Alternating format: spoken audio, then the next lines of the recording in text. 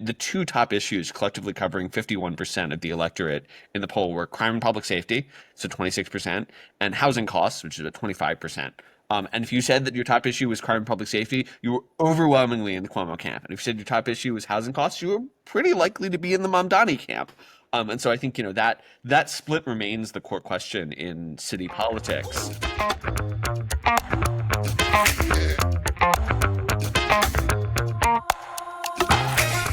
Welcome back to the City Journal podcast. I'm your host, Charles Fain Lehman, a fellow at the Manhattan Institute and senior editor of City Journal. Joining me on the panel today are Manhattan Institute legal guy Tal Fortgang, Manhattan Institute criminal mastermind Rafael Mangual, and Manhattan Institute mind master Carolyn Gorman. Thanks everyone for joining me. I want to take us right into some exciting MI news. We're coming to you on Wednesday because tomorrow is Juneteenth, so we're all going to be off. So we're bringing you some recreational Juneteenth listening, something for you all to enjoy. I'm going to be grilling. I don't know what everyone else is doing. That can Working. be a question at the end. I got to be on C-SPAN tomorrow, so I'm grilling. But so we'll watch Washington Journal while you grill, so at least somebody's tuned in. But so we're responding to news from yesterday, which is Manhattan Institute put out a new poll of New York City's Democratic primary as well as the general election, which I don't think anyone's done before, which shows Andrew Cuomo with a comfortable lead over main rivals Zohran Mamdani. I think the spread is something like 56-44 in the final round.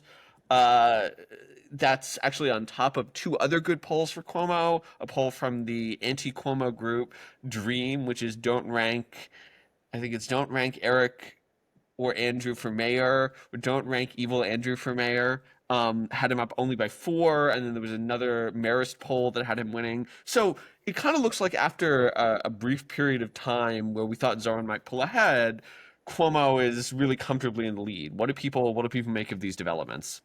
I'm not surprised at all. I mean, I've kind of been coming at this from the perspective that Zohran Mamdani never really had a shot in the Democratic primary. What worries me is what happens in the general, where, after the primary finishes, I think the dynamics in the race, can change quite a bit. Eric Adams hasn't, basically even started his campaign. Same for Clarice Liwa. How those things shake out can both cut into the support for Andrew Cuomo, but also could, create an opening for someone like Zohran Mamdani to, eke out a very narrow victory with a relatively small slice of the overall vote in the general. So, this is one of those where the Democratic primary is just not going to matter as much as the general for the first time in a long time in New York City politics history. So yeah, I mean, it is encouraging to some extent, right? Because, you do start to get the sense that New Yorkers are losing their collective mind when you see someone like Zohran Mamdani getting all of this media attention and creating the impression that he's surging. But ultimately, I think at least in the city's traditional Democratic Party ranks, there's still not quite an appetite for someone like DSA Loverboy and rapper, apparently. Zohran Mamdani. Although I use that term very loosely because I actually watched his video. It was terrible. You should. I mean, it's sort of nice to see that it was just hype a little bit and that people are really recognizing publicly, like the New York Times did, that he's just an unserious candidate. He has essentially never had a job. And, managing a small country, you have to have some work experience, I think. I'm feeling relieved. I got to be honest with you. I was starting to get a little bit worried. There were signs, I think, that Mamdani himself was gaining confidence, and after tacking to the center on some issues, was starting to peel back towards the left, which I saw as a kind of expression of confidence. That his base was there and that he was starting to feel a little bit ambitious. So he goes on the Bulwark podcast and says, globalize the Intifada. Yeah, globalize the Intifada is like a call for freedom and justice or whatever. That's a bit of a risky thing to say. And now I just say thank you to our colleague Jesse Arm. Thank you for your good consistent, excellent polling. I hope your methods are as excellent as everyone seems to think they are, because I'm taking a deep breath, and I hope you haven't let me down here. I mean, I think part of like, there has been some leaning in, right? Like, he sort of doubled down to get asked about his views on Israel, and rather than sort of backing off or just like taking what I think would be an ultimately reasonable position, which is like, I want to be mayor of New York, not mayor of Tel Aviv. Like, why are you asking me about Israel? That's like a reasonable dodge he could have deployed. Instead, he totally leaned into it, and it's just like we ran a piece at CJ a couple of days ago by MI policy analyst Josh Appel, I'm not sure. Hi, Josh. In which he pointed out that, the weird thing is that Zoran is more interested in Israel than New York. And I think so. I think, he has been unable to check his radical impulses.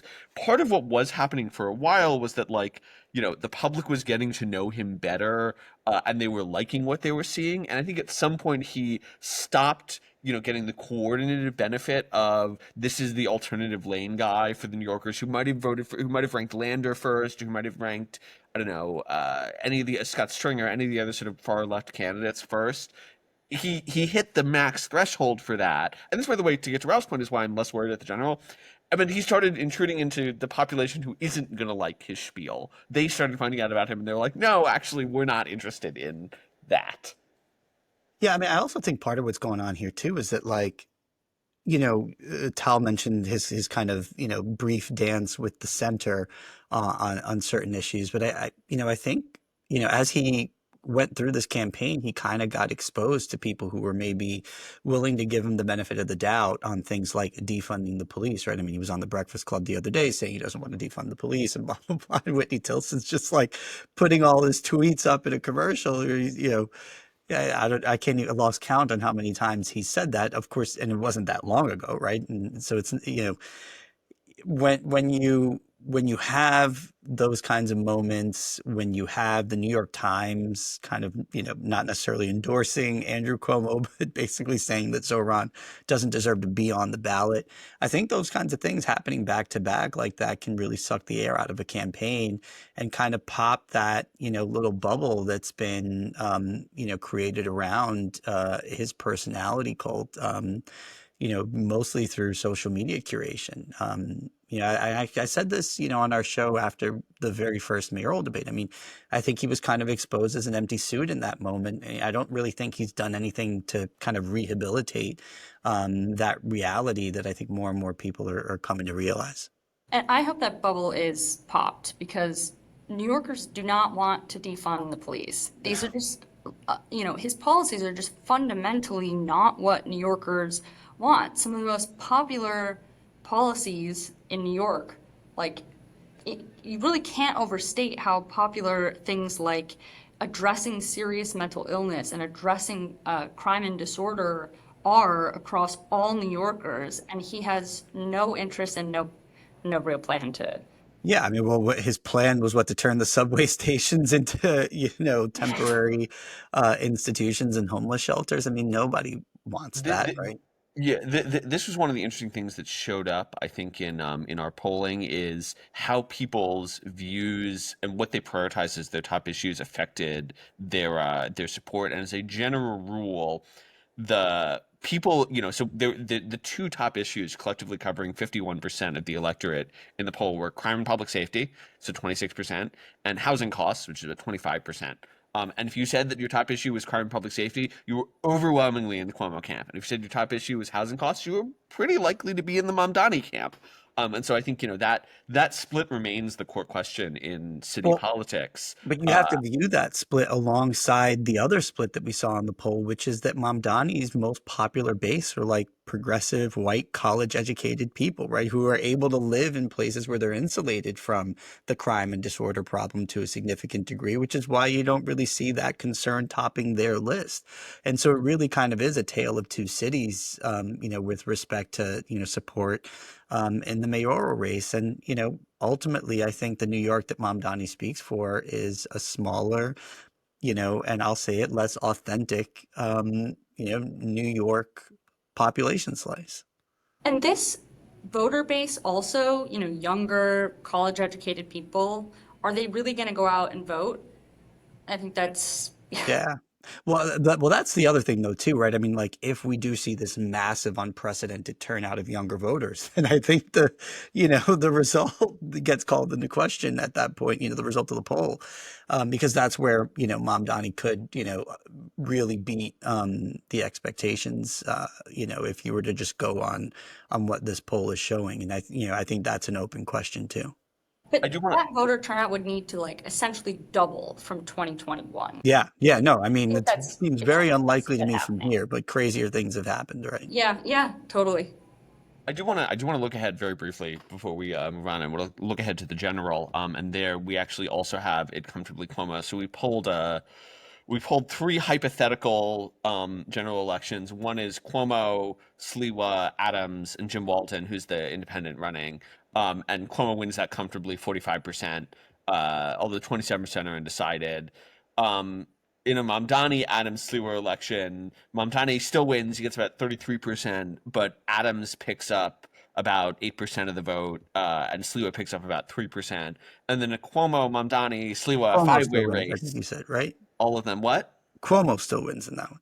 Well, no. So that's if Mamdani wins and Cuomo doesn't run. I see. Mamdani Got it. wins.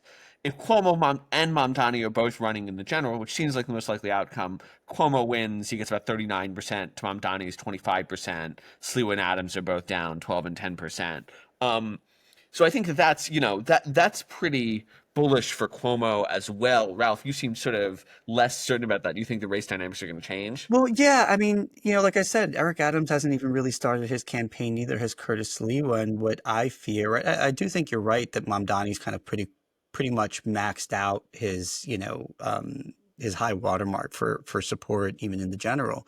But if Eric Adams and Cuomo and Sliwa are able to cut into each other's support enough and water each other down, you know, in theory, Zoran could win with as little as 26, 27% of the vote. And that's my fear, because the race dynamics, I do think, change once Eric Adams starts spending his campaign money and starts emptying those coffers. Same thing with Curtis Sliwa. And, who knows what happens between now and November.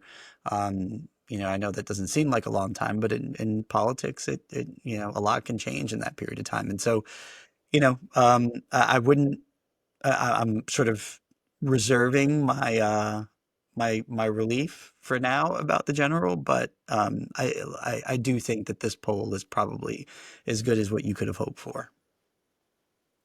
What's interesting is not just that our politics changes, but that the political personalities themselves are able to change seemingly on a dime, right? Maybe it's a function of our news cycle moving so quickly or people's attention spans getting shorter.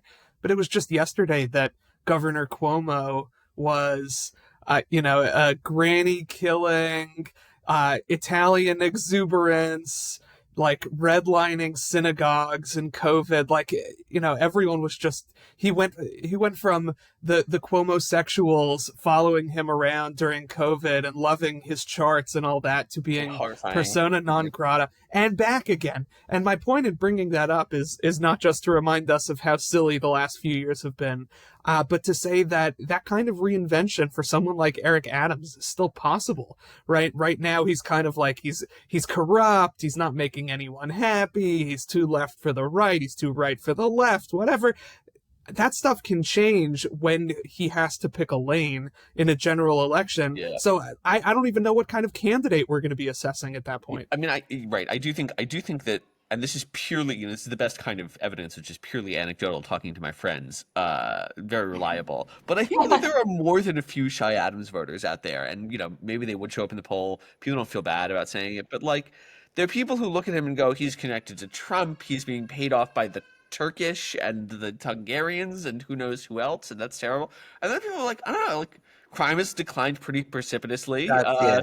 He's the city, yes, stuff seems good. He put all the trash in containers. Like, I don't know, Andrew Cuomo is also a crook, and Zoran Mamdani is crazy. Why shouldn't I vote for Eric Adams? Listen, I think that's exactly where the rubber's going to hit the road, because, I mean, what you did see in this poll is that crime is still a very highly salient issue. And what Adams has working for him is a recent record. of supporting a more aggressive posture at the NYPD, more enforcement, a growing jail population, a record of very staunchly advocating for upending the disastrous criminal justice reforms done up in Albany, right? Bail reform, discovery reform, raise the age. He's been consistent on that.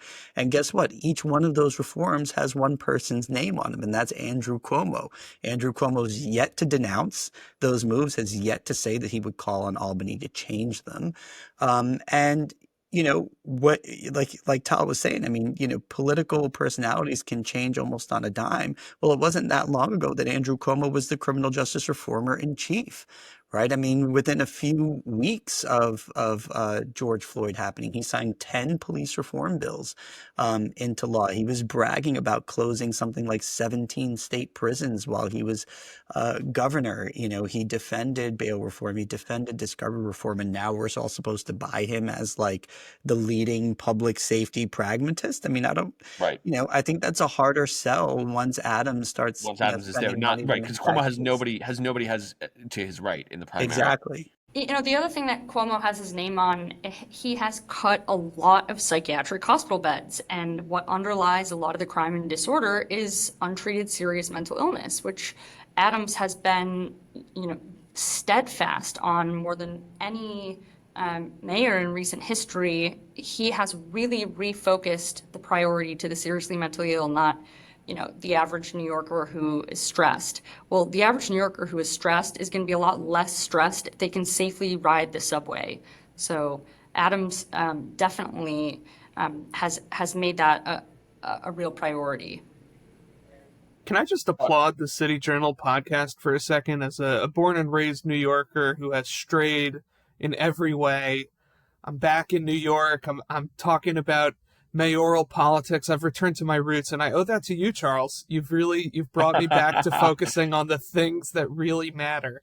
On Well, that, I currently reverse commute from Dallas, so I'm in New York like every week because I'm trying to get my fiance to move us back there. So well, it depends on who. If Zoran Mamdani wins, it's gonna be harder. All right, yeah, I wanna take us out. So I wanna ask the whole group. It seems like everyone's in agreement that Cuomo's going to win the primary. So I would ask what the margin is. I think our margin is about 12 points. We've seen 4 points. We've seen a bunch of different numbers. So what do people think? What are you handicapping? What's the line? Ralph, what's your take?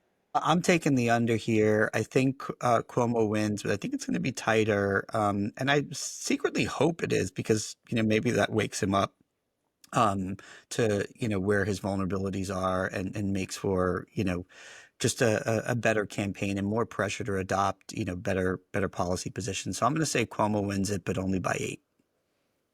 Okay, Carolyn, where are you at?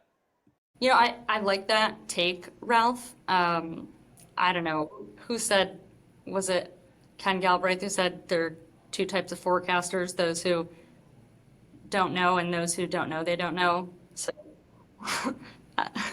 I'll second Ralph's. Okay. 8. Tal, are you over? What's your over on? Where are you on 8? Over under? No, I'm taking the under. I'm a little bit of a pessimist by nature, which leads me to say that actually a tight primary race could lead Cuomo to say, I gotta win some of these Mamdani guys, and that just worries me more. Look, Yeah. all faith and confidence in the great Jesse Arm, praise be his name. I'm sure his polling is exactly spot on, but I err on the side of things are going to be tight. They're going to be a little less comfortable than we might want.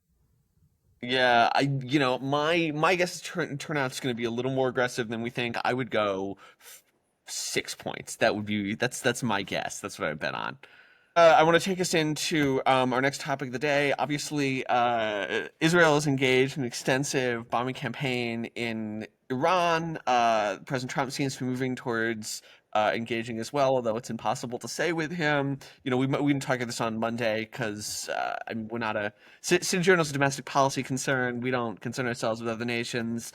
Where obviously I'm monitoring the situation, but so we do here. But I do think there's an interesting domestic angle that I want to get at with this group, which is, there's been this emergent debate among the American right, which is focused on like basically what should be the American stance, and in particular, this split between what I might call it's a little bit odd. Usually, we sort of think about this as like Trump is the restrainer president who's being pushed towards action, and here Trump is the aggressive president who's got a large part of the base on his side, and this much smaller, more vocal ultra restrainer position that doesn't want him to get involved. Folks like Tucker Carlson, folks like Candace Owens. So, I'm curious what people make of this divide. What do you think is going on here? Well, Go ahead, the, Kara.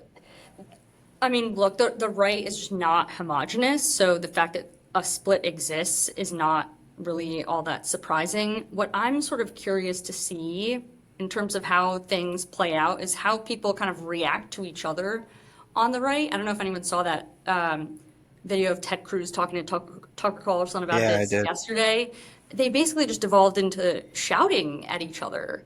And this is sort of interesting to me because one of our MI colleagues sent me a recent Substack of Noah Smith's making the case that social media is sort of preventing American society from spreading out and we're kind of losing it a little bit. I think this is interesting because I'm always sort of focused on the fact that we all receive different information, and that's like thinking that's definitively a bad thing, but maybe there's some benefit to being able to sort of sort into more agreeable communities and relationships. And if we can't get away from each other, does that make it worse? And are we going to see people on the right who are just sort of, not necessarily aligned on every issue because that is the nature of the right, blow up at each other a little bit more? Yeah, I mean, I don't know. I watched that clip that's going viral now between Senator Cruz and Tucker Carlson. It just struck me as really weird And all this was around. just for context for those who haven't seen it. This is the clip where Carlson is asking him if he knows the population of Population of Iran, and Iran, Cruz doesn't know and the Cruz population of doesn't Iran, know. and they start yelling at each other, as Carolyn I alluded mean, to. it's this weird kind of, silly thing. I mean, I have a few thoughts on this. So, like, you have Tucker Carlson saying, like, wait a minute, you support stopping Iran from getting a nuclear weapon, in part because Iran is said it wants to destroy the United States and our main ally in the Middle East. But before we go on, I mean, do you know? And then just kind of goes into this like game of Trivial Pursuit, and it's like. It's as if you're like, at a political event and you see some group of masked Antifa folks, preparing Molotov cocktails. And as you walk over to stop them, someone else, gets in your way and says, wait, you can't proceed unless you can tell me their shoe size. It's like, what does it matter? It's kind of silly, but it's also like, I'm sure you all remember the debate that our colleague Douglas Murray had with Dave Smith on Joe Rogan, where Dave Smith and Joe Exactly. Rogan were taking issue with this very same tactic, this whole idea that if you are not an expert on every matter associated with, the jurisdiction that you're talking about, that you can't have an opinion, right? They were sort of mischaracterizing Douglas's position in order to chide him for that. But that's exactly what Tucker Carlson was doing in that clip. It's like, well, you're disqualified, from taking a position on a relatively basic question, which is like, should a hostile nation that is dedicated to the destruction of your main ally in a region where a lot of people hate you be allowed to develop a nuclear warhead? I think that's an easy answer, which is no. But it's also shouldn't at all be surprising that Donald Trump is sort of taking the position that he's taking. I mean, Ted Cruz is pointing this out on his podcast, I think yesterday. But Donald Trump has a very long record of saying that Iran should not be allowed to get a nuclear weapon. He'd been saying that on the campaign trail since his first campaign back in 2016. That criticizing the Iran deal was a huge part of his campaign rhetoric. So, A, I don't know why we're all surprised that Donald Trump is supportive of this move. B, I don't know why you wouldn't be supportive of this move. I mean, the idea of the Iranian regime having nuclear capabilities is, insane to me, and anyone who's just okay with allowing that to happen, I don't think necessarily has the best interest of the United States at heart. But three, it's like, we've kind of devolved, to take a word from Carolyn, into this like silly game where these major questions are, turning on, these like little mini performances where, you get to like signal virtue through a social media clip. It's not productive. I personally think that one should not weigh in on any issues of any importance until you can list the average wingspan of the national bird of the country at issue, or the state bird for domestic. I think, and See, ornithological tests. honestly, Ted Cruz lost me there because I'm the kind of guy who compulsively reads the Wikipedia page for like different countries, and I was like, Ted Cruz is, Ted Cruz is a weirdo. Like, he's my kind of weirdo. I expect Yeah. better of him. He's I mean, busy. the other thing is, He's busy. He's a look, busy he is weirdo. an elected official. He has to weigh in on a lot of things that, elected officials don't always know a lot about. They have to make decisions. So, And again, this is not a hard decision to make. You have people saying, I cut Tal off, so sorry. no, No, no, it's okay. I welcomed it with my starting with a joke. Ralph, go ahead. I want to hear what you were no, I saying. was just going to say, I mean, it's not a hard call. You have a regime that chants death to America, that wants to destroy your only ally in the Middle East, and they are trying to get a nuclear weapon. I mean, this is very simple. We say no. There's something We stop them. going That's it. on here. There's something going on here with people realizing that the phrase America first meant very different things to different Yes. kinds of people. And that's a debate and an argument that's been going on for a while, in the sense that some people have said, oh, America first is like a Charles Lindbergh isolationist dog whistle. And other people say, no, it's just like the very basic patriotic obligation of sort of a thin, bare bones nationalism. We put our own national interests first. And now we're seeing that come to a head, as some people say, like, I thought we were dedicated to a kind of isolationism that doesn't want to pay any attention, much less get involved in even the lowest risk, highest reward endeavors, such as letting the Israelis bomb the crap out of the Ayatollahs. And then we just come in at the very end, finish them off, or like force them to the negotiating table, bring them to their knees, show American strength. Like, that's the best version of America first. And some people are like, I didn't realize that's what I was in for. While others were like, I thought we were just protecting American interests. Like, Yeah, I mean, if a rogue nuclear regime is not in our interests. yeah. This is the interesting thing about the president's positioning here, right? And why I think he has played this very well is, on the one hand, he is, he does not believe in nation building. He's not sort of idealist of the Bush administration variety. On the other hand, he has been unequivocally clear about this, about his views on Iran getting a nuclear weapon, and this is consistent with his sort of peace through strength foreign policy posture. The thing that's really interesting to me in this story is, there's this dynamic where folks on the left or the right who are critical of Israel will point at, Zionists, and I would probably call myself that, will point at Zionists and be like, why are you so obsessed with Israel, right? And there are times when I think this is a reasonable criticism. I find it a little weird when, American senators display Israeli flags. Like, I get the point, but it's a little weird. I don't love it. But on the other hand, I think what the president has done here is turn the table there and say, like, you're with me on 95% of these issues. I don't want a ground war in Iran. I don't want to invade Tehran. I want to get rid of a nuclear threat to the American homeland. Why are you guys so obsessed with this as an issue that this is the one thing you want to fight me on? Like, why is this the one thing that Tucker Carlson needs to pick a fight on, as opposed to all the other stuff where he's totally happy to be on the president's side? Like, why is it this?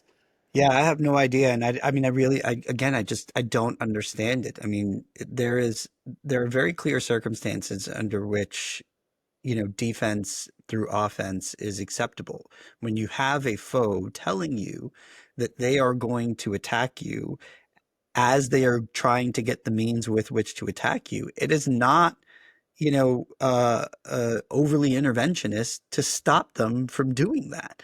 Right. I mean, and this is reflected in, all sorts of ways in our own domestic policy. I mean, the whole idea of, like, let's say, a red flag law, for example, right, is rooted in this, right? Oh, here's this crazy guy who's, writing fantasy stories about shooting up a school.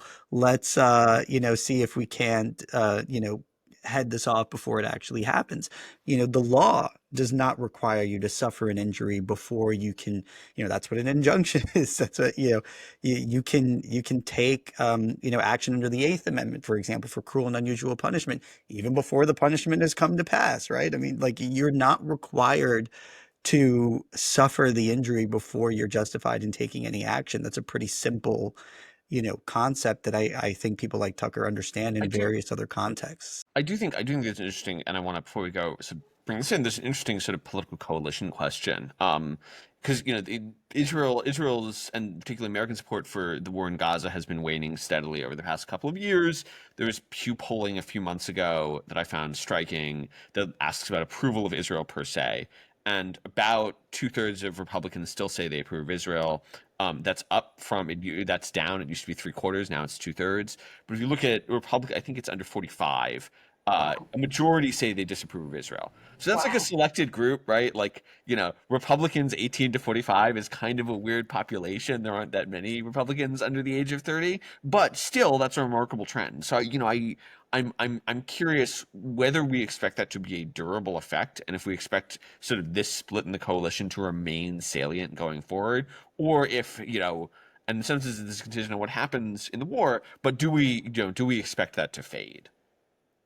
I mean, I don't, not unless there's some kind of, wake up style event like a 9/11, right? I mean, which I think characterizes a lot of older Republicans' positions and ideas on this, right? I mean, it certainly affected how I view the whole Israel, Palestine debacle. I mean, one of my first sort of memories about that region, right, as a 15-year-old kid who didn't really think about much outside of his own, immediate life, was that, on 9/11, as I'm watching Brit Hume report on Fox News, they cut to a foreign correspondent in the Gaza Strip, and people are dancing in the streets celebrating the murder of 3,000 of my compatriots. Like, these are people that I've never met, in a part of the world that I hadn't really thought much about, and yet they hated us enough, that the idea of slaughtering 3,000 innocent American men, women, and children was worthy of a dance party.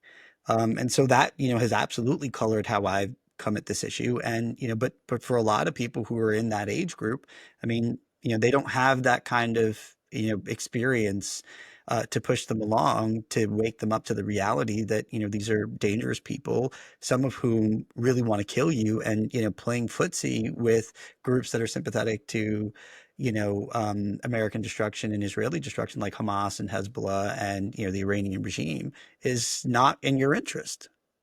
I think like, especially young people, you saw it with these college campus protests. They just don't really get how good they have it. And it's almost like, the protesting is like a social thing. A few months ago, my Nana was asking me, how did they all get the same tents?